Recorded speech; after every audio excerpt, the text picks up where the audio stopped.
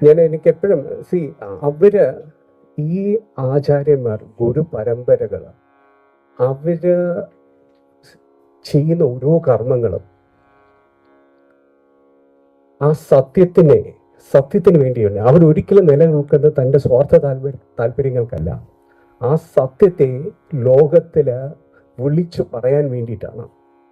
ആ ഒറ്റ ഉദ്ദേശം മാത്രമാണ് ആ ഗുരു പരമ്പരകൾക്കുള്ളത്. അപ്പോൾ നമുക്ക് ചെയ്യേണ്ടത് വേറൊന്നുമല്ല, നമുക്ക് ലക്ഷ്യബോധം ജീവിതത്തിൽ വേണം.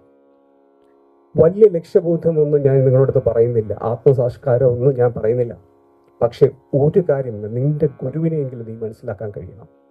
ഗുരുവിന്റെ ലക്ഷ്യം എന്താണെന്ന് നീ മനസ്സിലാക്കാൻ കഴിയണം. ആ ലക്ഷ്യത്തിലേക്ക് പ്രവർത്തിക്കുവാൻ ആ ഒരു ആയുധമായി നമ്മളെ മാറ്റുവാൻ